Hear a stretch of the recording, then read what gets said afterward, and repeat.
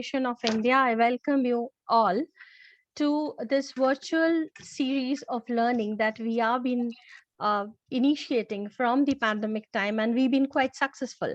Today, we are 85,000 members in all across social media platforms, and we can proudly say that we stood by each other whenever there is a need in this HR fraternity.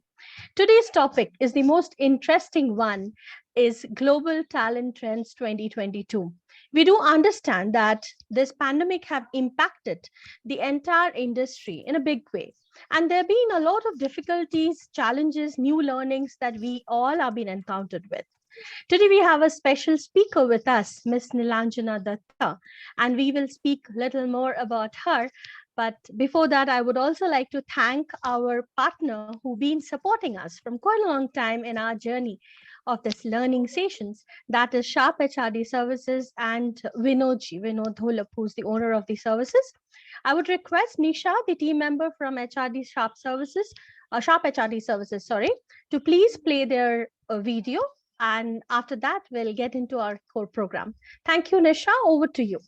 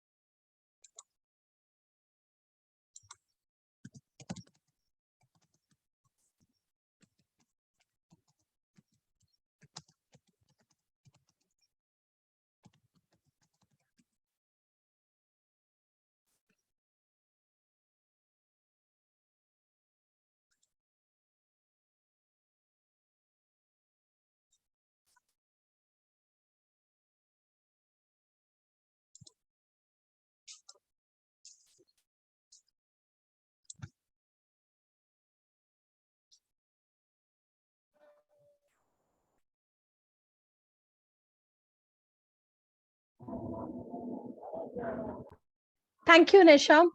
Now, as we know about today's topic, as I said, Global Talent Trends 2022. A very warm welcome to you, Ms. Nilanjana Dutta from Mercer, and thank you so much. Second time you have been part of us and you are sharing your thoughts and knowledge to help and enable each one of us. Over to you, Nilanjana.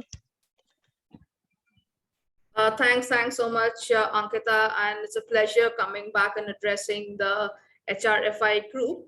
I'll quickly share my screen as you know the presentation. This thing, just do let me know once you're able to see that. Yes. You're able to both hear me and see the screen, right? Yes, perfect. We can hear you and see the screen. Great. So what exactly are we talking about, and what is what are we going to cover? So what we are irrespective of whatever our political leanings are or our economic insights, I think we can all agree that 2022 so far has been a year of quite meaningful change. So this is an annual study which Mercer does globally, and this is our 7th edition of the study. And what we are hearing, this year particularly, which is a change from the last couple of years, is there is a voice of optimism about the future. There's a sense of trust, there's a sense of thriving, and it's at an all-time high. And the young people, which essentially what we typically call as Gen Z, they believe that the future is going to be a much more balanced one. And the second thing that we're hearing is that there is a voice of courage about the whole journey ahead. I mean, all of us, as HRV, we are hearing about the talk of transformation, right? And all of us have tough transformation goals ahead of us. But we've never been more confident that our, business and our people can adapt to the challenge. So what our research essentially reveals is that winning organizations are becoming more human, more relatable. Um, a couple of years back, interesting is when we started seeing this change of trend towards balancing of economics with empathy. And obviously we've all read through those multiple, the changes, what has happened in the brands. I mean, the way they are positioning their brands, etc. But I think now is where the time of where we're seeing the positive change bearing fruit. The last 2 years have been gloomy because of the pandemic, multiple waves, and then obviously the latest incursion of war that has also dampened spirit, etc., along with that the inflation, etc. But I think somewhere there is a lot of hope that there is a change for the better. Which let me take a step back and kind of talk through about the research, about the study. So this year we've had about 10,000 910 people who have been part of the study, and this is globally. About 13 industries and 16 geographies have have participated in the study. We've had about 930 C-suite executives who have responded, saying that they believe that their workforce is more adaptable than before the pandemic. And we've had inputs from about 1736 HR professionals. Mostly all of them are at the top of the house, and they have shared that they are working very closely with their executives, to kind of prioritize what is going to be the people strategy, and the fact that COVID honestly has afforded them an opportunity to rethink their own HR model. And we have about 8,000 employees across hierarchy who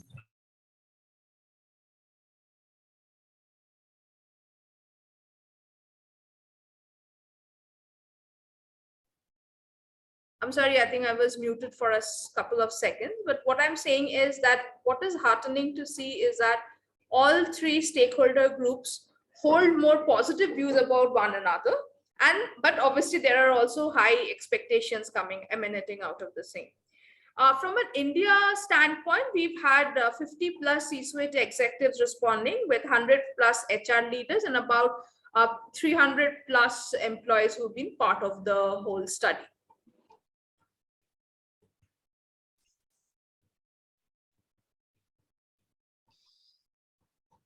Now, while we are obviously talking about that, how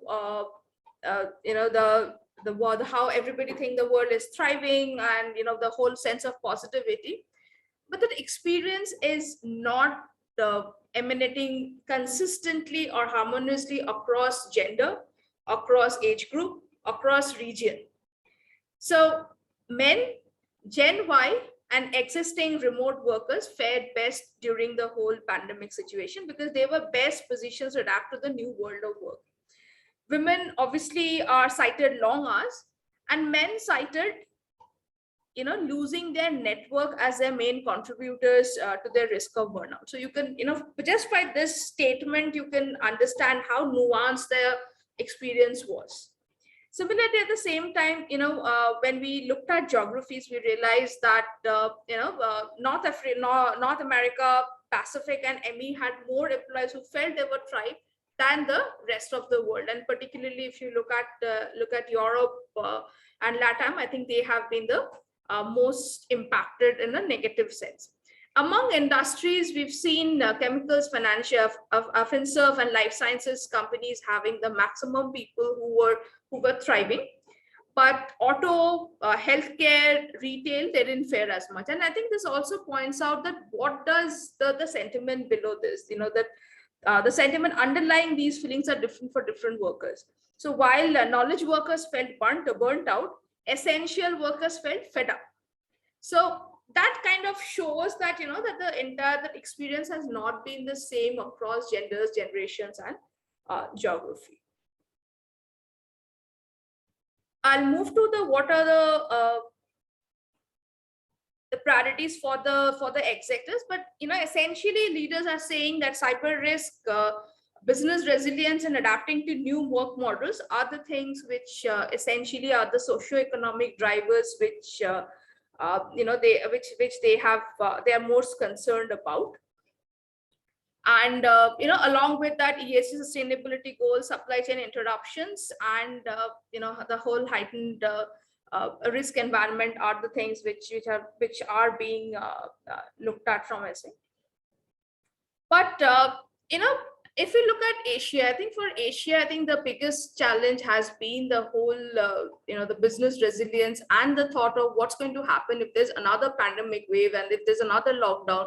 How will that going to the figure out? So that, I think, is an interesting point of view to say that, socioeconomic. But other than that, I think all leaders are talking about the workforce challenges. That is weighing very heavily on executives' minds. And nearly all of the executives are pointing to the market becoming extremely employee-centric, and about 71% express concerns about being to acquire the talent they need. Interestingly, we've all heard about the Great Resignation. The term was being coined first in US, and then it spread to the rest of the world. I have come across another study recently which talks about that people who were part of the whole Great Resignation, who obviously switched jobs in the quest for something better or for better change, etc., are now regretting that because the hope with which they had gone somehow, and a lot of them had joined the new age companies, startups, etc. Now startup funding has dried up, so they are having to let go of millions of thousands of people. And similarly, because of the whole impact around of the global recession, the inflation, etc., companies are not able to focus. I'm going to talk about more of these at the later stage. Are not able to focus on what on the journey that they would have wanted to. So therefore, for most people who kind of switch jobs, they're like essentially they're regretting their decision. So does this mean that they're going to shift back? We don't know what's going to be the change. But that's an interesting trend that while on one hand, obviously, there's a huge war for talent going on. We all know about the whole, I'm sure all of us as HR professionals have faced enough and more attrition challenges in our own organization. But at the other hand, the grass is obviously not all green, much greener on the other side as well. So that's an interesting point of view, which I thought I'll share with the team here, so that we're all essentially doing at the same journey.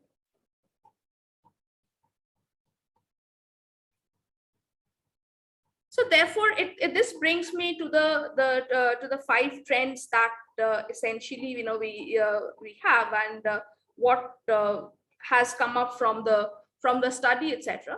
So we are looking at resetting for relevance. So the companies are coming out of mute on what they believe in and are empowering the workforce to deliver an agile and relevant work agenda. They're working in partnerships. So what does partnerships mean? To essentially to create a more equitable, transparent, rewarding relationship. That's irrespective of the kind of work model. It could be remote, hybrid, gig, job share, or any other work model that we are yet to conceive. They're doing more than advocating for total well-being. They're essentially now ensuring and nudging people so that they're taking care of their mental, physical, social, as well as financial well-being, and they're ensuring that their benefits really deliver. And we're going to talk about each of these trends in more detail, and obviously there are a lot of things which companies are doing, and some of them are in different scales. Some are starting their journey, some have matured to a large extent, and we're going to talk about all of that and how what exactly we are seeing in the whole talent marketplace, so to speak. So there also the 4th trend, which are about employability, is obviously they recognize their vital role in building the workforce for future. So they're building skills-based organizations and are actively planning pathways to prosperity to keep obviously all workers employable. We obviously in a previous studies, and all of us are talking about how digitization is going to take out 1 billion jobs by 2025, how we are all changing our operating model to make, I'm talking about reskilling, etc., as a priority. But where are we, and how well placed are we in our journey, and what does it mean for our existing learning and development platforms, or the agenda that we have?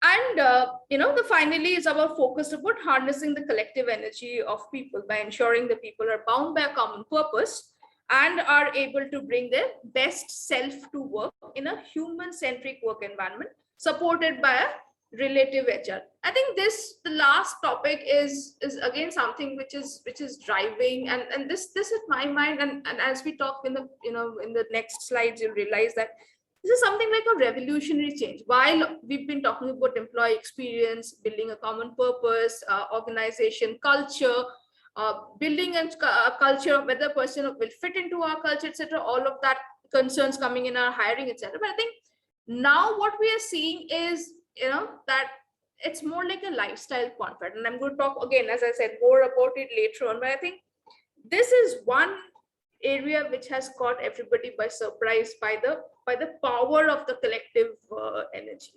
And we again, as I said, we're going to talk about it in a little bit further.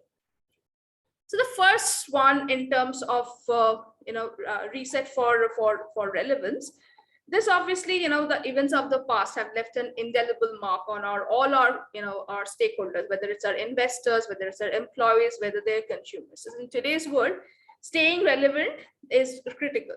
But the challenge is when we have so many stakeholders that the goalpost is always moving. So when we talk about relevance with respect to a particular stakeholder, what their expectations are could be different from our other stakeholders. So that is where I think the biggest challenges companies are facing, that that it's like a moving target, a moving goalpost. I mean, let's just think, I mean, the attitude pre-pandemic and post-pandemic just on remote working. I mean, pre-pandemic, certain cultures, certain industry were very adept at remote working. But and some others weren't, and honestly, my clients, I've had situations where in the middle of this project they've said that, okay, now we have to move to a remote or flexible working, but I don't have a policy, so what do I do? So help me prepare a policy for that. So I think that's we've all seen, by while some industries, for example tech, obviously has been used to flexible working or hybrid working, so they have been pretty well place to kind of just make the transition. So I think it's different course of action. So therefore, that tells you that how the how the goalpost keeps moving with changes, socio-economic disruptions, so to speak. So in the whole, when we talk about the whole relativity and what organizations are doing, and we spoke of how they are coming off mute on what they really believe in. But I think what we are seeing leading organizations really do is setting leading matrices. And this is where, instead of being theoretical or talking about it, they're trying to measure things that matter. So it could be in the form of, ensuring fair pay for all, or for increasing the diversity in their supply chain, or to offering flexible work options for everybody. The focus is on doing few things, and this is where AI is playing a pretty strong role, is doing a few things and setting up matrices so that that what gets measured essentially gets delivered.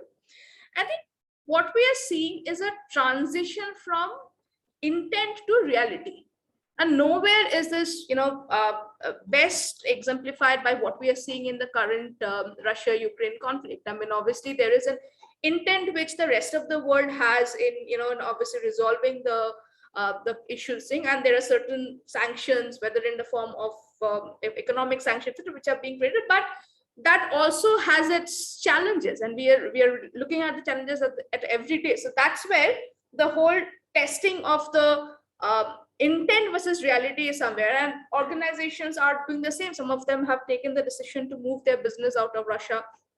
Some are waiting on a wait and watch mode. Some countries, some have used this as an opportunity to build more different and newer ties with Russia. So if you see, everybody is trying to adapt to it and to their know this. So kind of tells you that it's not very straightforward. Everything has its own thing.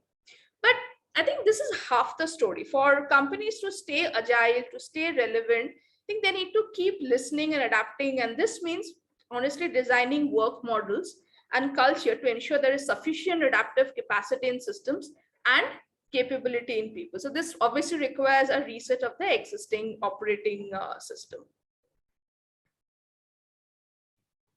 I'll come to the next term around work in partnership. So working in partnership with one's organization, another obviously key trend we defined, and this is really moving away from being an employer of choice. So obviously all our efforts so far has been, great place to work and being an employer of choice.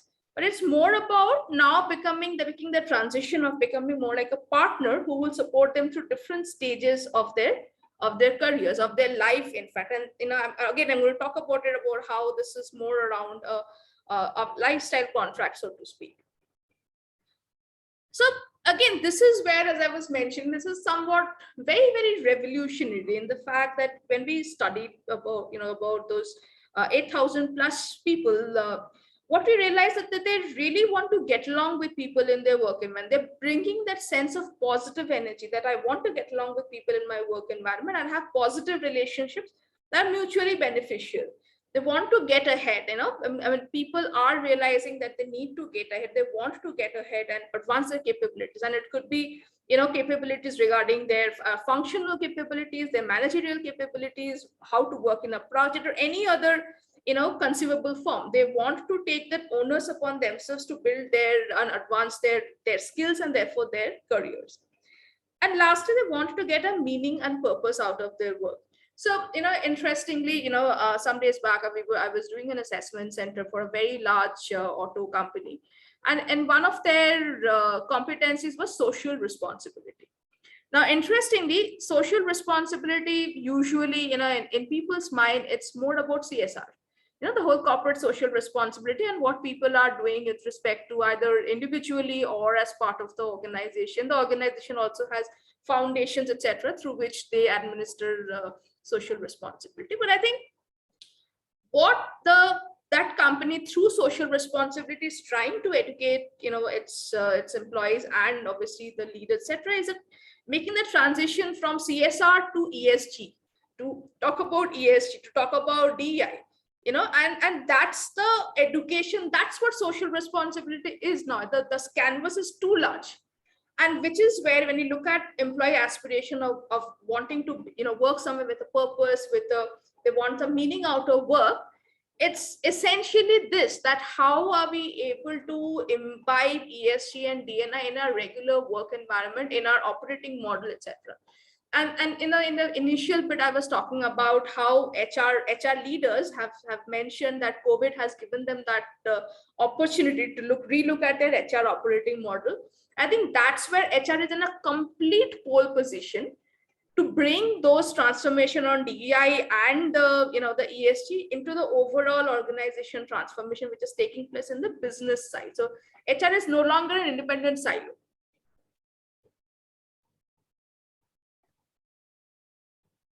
So as I was talking about building that whole contract, so essentially, it's what we are seeing is new contracts emerging, the whole lifestyle contract, where the choice is more about one's own lifestyle becoming a key element of what employees are looking for.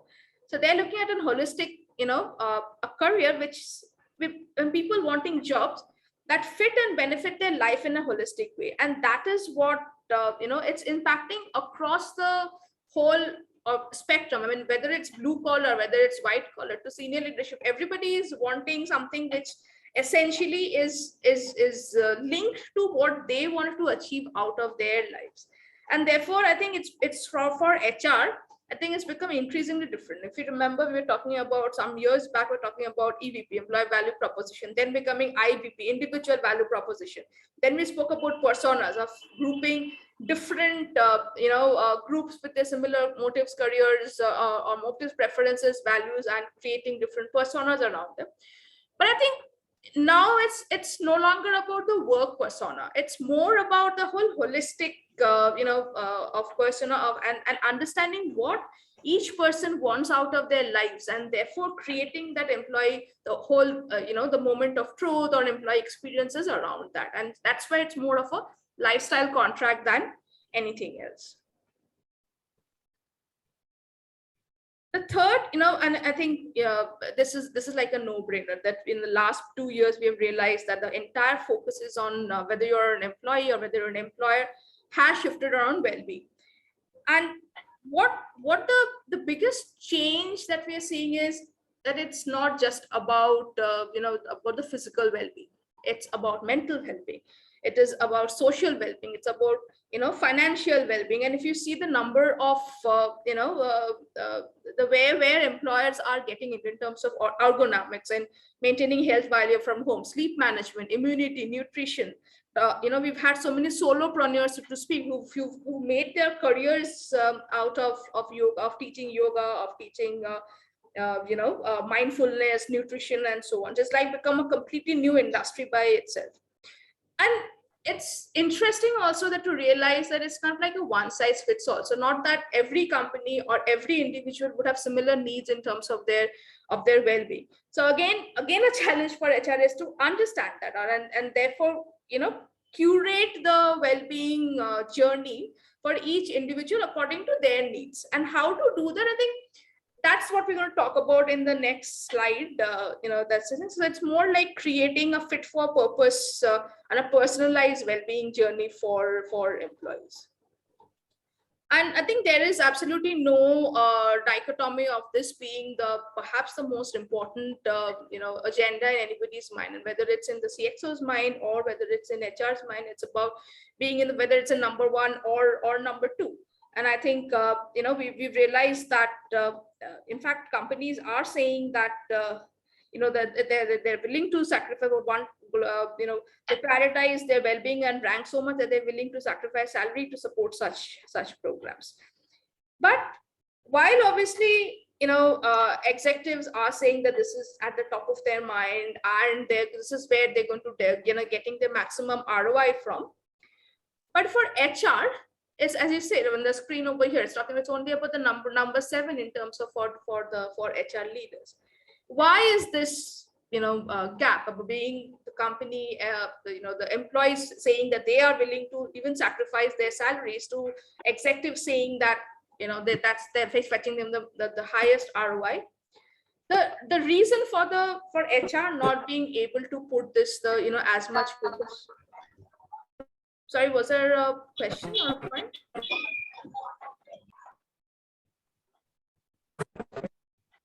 Requesting all to please go on mute. Please continue, Nilanjana. You're audible. Okay. So this was, perhaps due to budget constraints or lack of service providers in this space. Whoever is a budding entrepreneur here, please hear. This is an area where we really need good partners. Or some companies, clubbing their benefits, bundling that with their group insurance policies. So I think these are the different things. Lack of budget, people, HR thinking that the group insurance policies or the benefits that they're providing should be enough, or again, as a lack of an innovative service partner. So I think these are the reasons, but the sooner HR has to catch up. And I think it's an interesting point which somebody made earlier, that the CXOs, in fact, and I was having a discussion with a couple of CXOs in the consumer industry in the last couple of weeks, and they said in the last 18 months, what we have expected from our HR has been more than what we have expected for the last 2 decades, and that's going to only continue even this year, because again, HR, as I said, is at the as a pole position of driving any on all of these things, and all these changes, as you're hearing, and I'm also sure that you're also encountering in a regular work, has been about people. How we are going to bring give people that experience. How are we going to help in their well-being? How are we going to reskill them? How are we going to energize them to come to work? Or how are we going to get ahead in this whole war for talent? So it's all about HR, and HR obviously in the last couple of years has been stupendous across board. The kind of support HR on the one hand had to ensure there is business as usual. They've had to take certain tough decisions. They've also, in the same pedestal, have also had to look at how to provide well-being and comfort to people. So I think, and they're right. I mean, the amount we have expected from HR is just not been, is something that has been unprecedented, and that's only going to continue in the near future. So therefore, when we talk about creating a thriving workforce, we realized that the novelty of remote working, when it wore off, we saw a huge rise in mental fatigue. Employees be complaining about the strain, burnout issues. Gen Z, in fact, has gone to the saying that remote working has a higher negativity on impact on well-being. Women said obviously work-life balance has it's completely deteriorated because of long hours.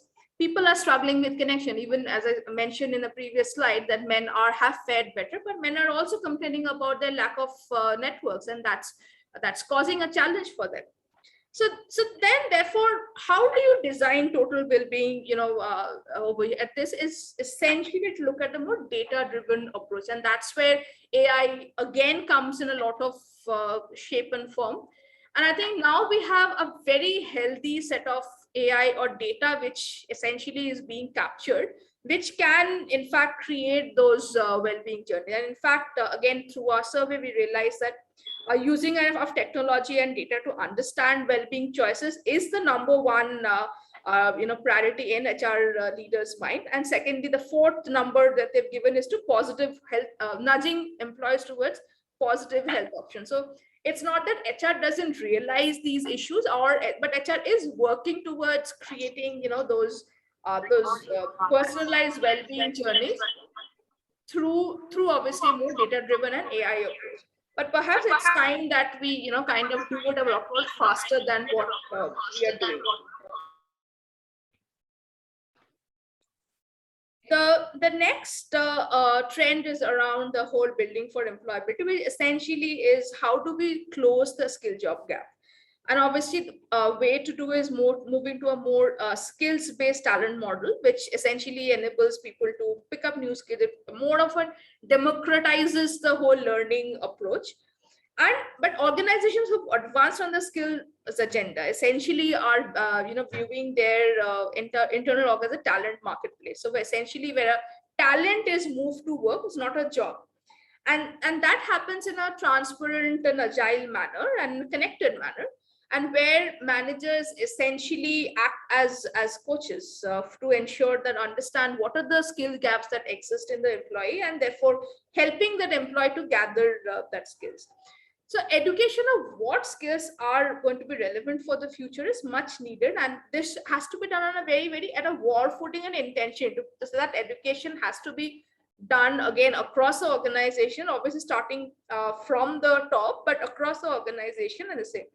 And therefore, we have an opportunity now to rebuild for new skills. And a very simple example, which I'm sure all of you have multiple examples, is where of this whole internal talent flow was when an Indian bank leveraged and repurposed call center employees to focus on customer relationships in a remote environment. So I mean, we've all heard of these stories around McDonald's, people being co-opted by by Zomato, etc., when they were not able to find riders in the heat of pandemic, where they didn't have enough riders, and they co-opted McDonald's employees to serve as rider. And McDonald's wasn't able to get as many people in their shops, in their stores, because of, again, obvious reasons of lockdown, etc. So I think that's where we saw this whole companies sharing their talent, companies looking at now as an entire internal organized talent marketplace, this whole workflow, the talent flow which is happening. I think that's where it's all started about this thing. I mean, interestingly, as we move to the new slides, we'll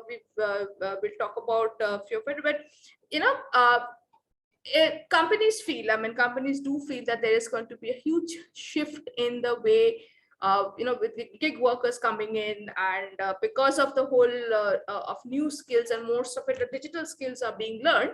Not all, but quite a bit of being digital skills. So therefore, till organizations build in their capability, so there's a chance of gig workers coming in and filling that gap at a temporary state. So which obviously causes also concern among people as to that, therefore, what's going to happen to full-time employees. At the same time, at a CXO level or at a CEO level, therefore it's also an opportunity for them to for economizing, as well as being able to put in the required talent. So therefore, this is where there is absolutely no dichotomy in terms of the importance. So both in executives' mind and in HR's mind, it's a number one and number two priorities. In fact, 91% of employees have said that they've recently tried to learn a new skill.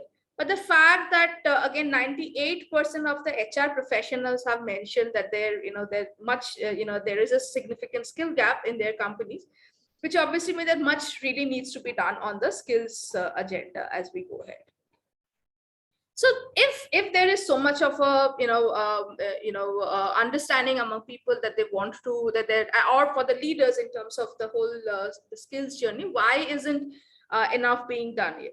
So our research suggests that HR's biggest concern is retention of newly skilled talent.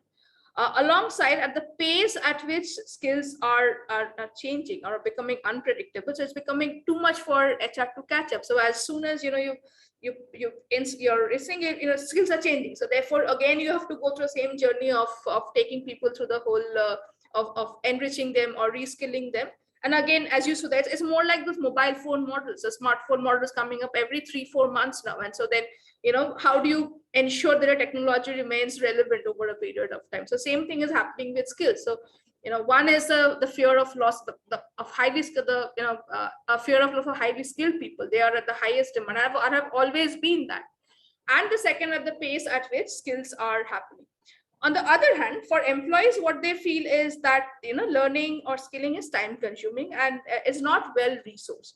And plus 20% of employees do not see that correlation between reskilling, upskilling with promotions, etc. And I think that, and in any culture, and especially in Asia and Southeast Asia, to be precise, is where I think this is obviously all the more relevant, the whole linkage between any process to the the career growth and career movement linked to promotions, etc. So and as we've seen, as I was mentioning earlier, that we have seen organizations across the spectrum in terms of their skilling. So some of them are essentially are just starting off with building a whole learning catalog, while others have matured to this level where they are they're changing their talent processes. They're talking about linking skills to careers, linking skills-based rewards system, etc. And are building the whole infrastructure around it. So we have people, companies across the whole journey, if you may. And in fact, again, I think when we talk to clients right now, and most clients in fact focus on three things these days. One is obviously the whole organization design, which is linked to the change in the whole operating model, and therefore roles changing. So what should be the right structure, what should be the right roles? That's one conversation. The second conversation around skills. So therefore, if roles are going to change, what's going to be my the kind of skill that I need for the future? That's where companies come. And the third has been around how do I create a whole learning development system. So should I create an academy, and how should I go about my entire learning journey? And the fourth has been our career progression and career architecture, and how to make it more visible around people. So I think we are hearing a lot of talk around it, and this is across industries, across whether it's an Indian promoter driven organization to a MNC. I think everybody is talking about designing the new organization, designing new roles, designing, having reskilling. How do you define a learning LMS or a learning L&D system? How do you ensure that you are creating a visible career path to people? Everybody is, and these are the top 3-4 priorities as we are, seeing as companies are doing. So moving on to the final trend, which is around harnessing collective energy. This is, I think more than ever now is the key to collecting, unlocking collective energy is to balance productivity and empathy. As I was mentioning, that a couple of years back also, with the trend first started of businesses thinking of becoming more empathetic. But I think now, because of the pandemic and the disruption caused by the pandemic, which accelerated all kinds of transformation, whether it's digital transformation, whether it's supply chain realignment, whether it is changes to business models, and the wholesale shift to remote working. But what I think some companies did well and some companies failed to do well was to understand that these transformations are not straightforward. So we need to pay attention to how it relates to employees, their expectations, what environment they want to work in, how they feel, and the events that have shaped their journey. And most of our employees to some extent have faced personal losses. I mean, either within their immediate family or people they know, etc., or they've heard about.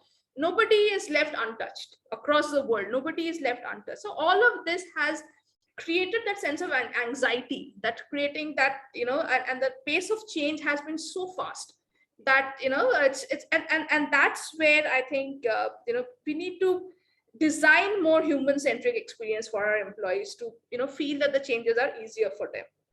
Essentially, if you're making too many changes in a short period of time without thinking through the consequences, we are going to have problems. And I think that's where the whole collective energy comes in. I mean, as HR, we need to understand, what people are thinking, what is the collective vision that they have, and therefore how have people's experiences changed, and should we pace out, again, as I said, we were talking about so many things, right? We're talking about changing roles, we're talking about reskilling, we're talking about health, employee health and well-being. So how do we do all of that, and what all are we changing along with that, and what does it mean for the employee? So I think that's where that's what we're coming from in terms of the whole collective journey. So therefore, obviously, companies are driving a reset, and trying to help them rediscover the whole joy of working, learning, and laughing together.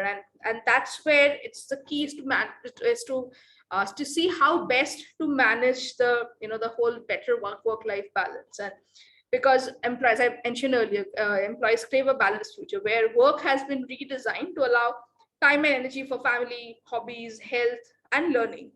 So therefore, and that's where again HR has to take that pole position, and that's where the, HR's this thing is as to how do I combine all of this at the same time, enabling my business to function seamlessly, from enabling my business to achieve the transformation that that is looking to do. What is coming in the way essentially is that too many change. There is a complete change fatigue which has come out. So when we asked about, what is the biggest barrier to a business successful business transformation, both the executives as well as the employees said that there were just too many competing priorities. So everybody, instead of feeling energized and excited, they're burned out and exhausted. So, and that's the challenge. I mean, how do you prioritize it? How do you create that balance, so to speak? Finally, coming to what we see are the priorities for 2022 in India. And I think that at the number one priority has been investing in workforce upskilling and reskilling. The second being designing talent processes around skills. Third is implementing job automation. Fourth being improving workforce planning to better inform buy, build, borrow strats. And then redesigning work to improve agility. So I think, that's what I had in terms of my presentation and thing. So we'll be happy to, Ankita, should we move to questions? Anything you would want me to elucidate further? Yeah, certainly. I mean, we can. First and foremost, I would like to thank on behalf of HRFI for such detailed researched information. I believe that the 5 parameters or the trends that you spoke about, and you detailed it, and not only you spoke about the difficulties or the barriers or the situations that we as an HR facing, you also spoke about that how we can actually deal with it. We have questions, and because of the time, we will take first 3 questions. I have the first question from Manas, and I think it's quite interesting one. Like you in your presentation talked about, like, though we are talking about skilling or upskilling or reskilling people, 30% of the HR community spoke about the fund issues. So a question from Manas is that if the organization setup is small and there is a fund issue, how we also, even with that situation, take care of the employee well-being. So that's our first question from Manas. So, I mean, thanks, Manus. It's an amazing question, and big or small, I think the whole the fund issue, I think, is and how, where all do you allocate funds to? I mean, are you going to allocate funds to employee reskilling, or are you going to allocate funds to employee well-being? And if we're talking about employee well-being, in what part of employee well-being? And I think for any organization, it is about creating that priority, and that priority will also come from what impact it has on the overall business purpose. What business case are you able to make? So I think irrespective of the size of the organization, that prioritization is important, and that linkage of that to the business environment, building the right business case. So what is more important to you? Is it creating a more holistic set of benefits, or are you looking at first, kind of re-looking at your jobs, and therefore you realize that you perhaps need to hire a certain set of people, or you need to train your certain people? So what do you do? Is it hiring you look at? Is it benefits you look at? Is it training you look at?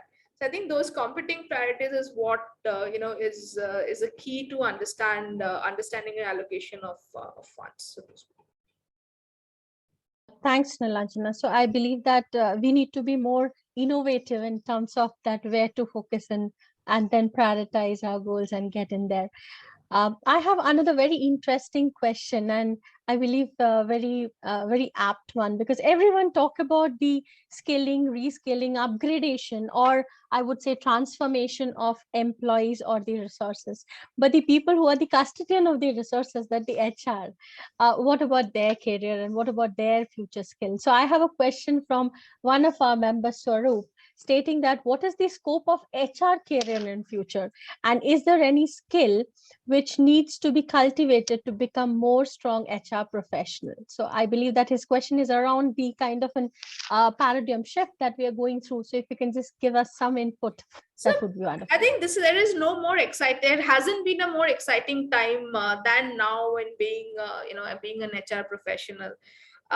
Everything that an organization is focusing on is related to HR. Even, let's say, even something which you feel is as remote as supply chain linkage, or changing your whole supply chain model, or changing the number of vendors you have. But I think the people who are doing it, therefore for them to understand the whole changing in operating model, the changing in and therefore to understand what skills are going to be required, or to have that mindset when you talk about different transformation leaderships in terms of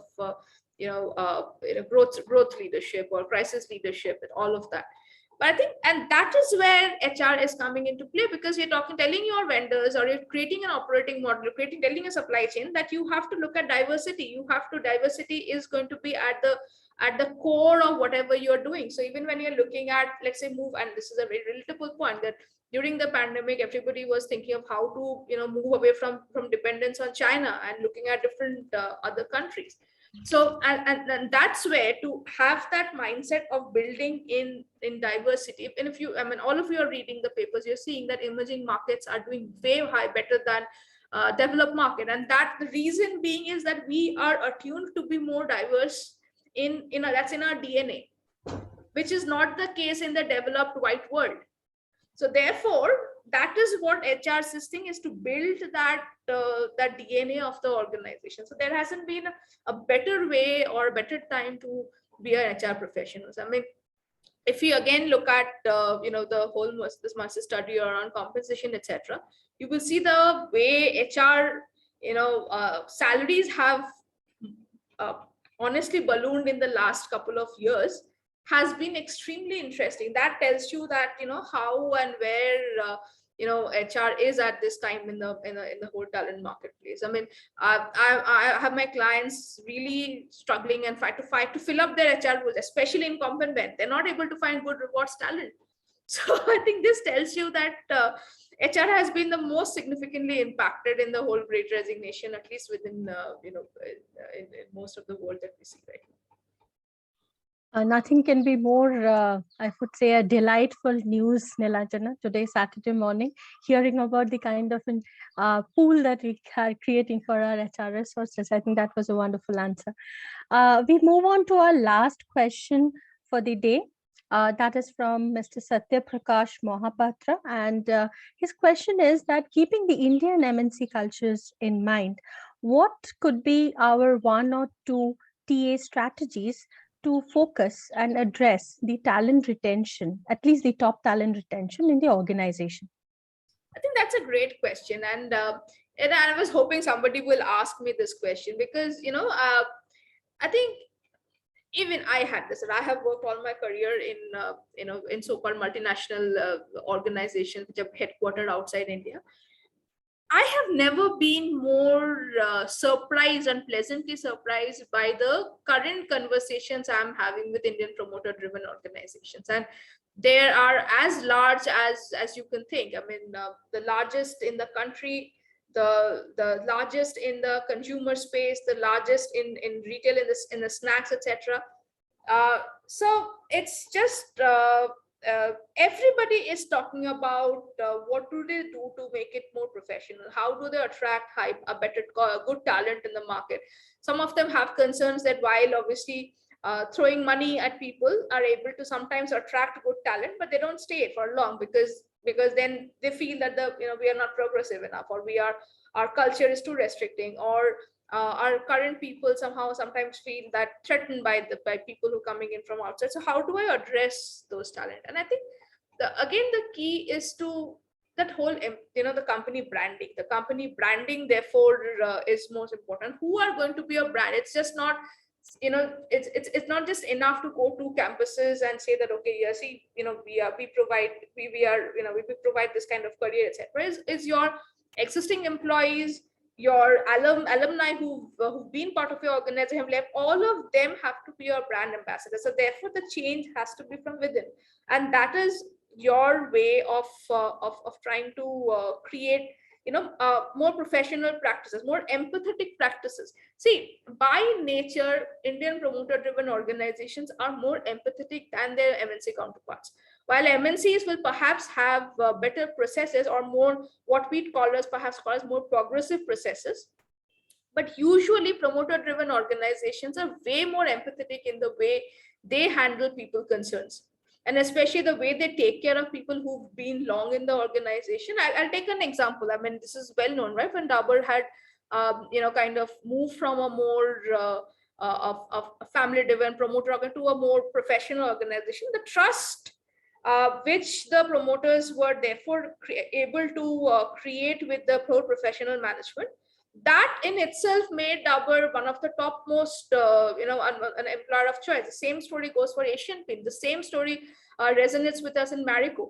So I think it's the change from within, and how you, and for both the parties to understand what they expect and want from each other, from a promoter to obviously create that culture of trust, etc., of culture of empowerment, to be able to let go of certain things. And I'm talking about top talent, I mean top leadership talent. So not every decision has to be centralized, to step in. And here is what we typically call as being an more of a hands-off approach versus hands-on. And obviously there are more technical terms, but let's not get into there. But so for a promoter to understand that, and similarly it's also the duty of the professional CEO or the professional leadership team to also understand what is expected from them in terms of the whole shareholder value or stakeholder value, or it is now imperative on them to keep that culture going without obviously sacrificing on the business goals, but to be more empathetic towards the whole, to create, to nurture that sense of empathy, which has always been a hallmark of promoter driven organization. So I think that's what for me would be the key. But it's an extremely interesting landscape that we're seeing with respect to promoter driven organization. Everybody is thinking of that change, which for me was unprecedented even 3-4 years back at this scale. I think that was an insightful knowledge for all of us, because generally whenever there is an attrition comes in, the first thing comes in our mind, maybe it's CTC. It's not always maybe the compensation, it's many more. It's very rarely compensation, Ankita. It's at very junior levels, yes, but then once you reach a middle management and higher, it's almost never compensation. Great.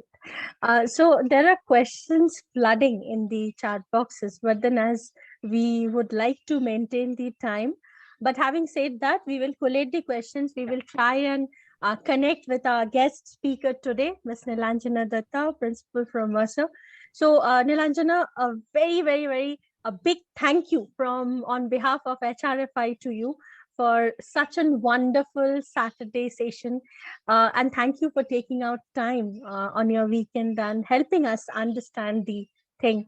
I would like to thank you, Rausha sir, as always, for motivating all of us to learn, I would say, and helping us with such wonderful speakers who help us or enable us to do our job better.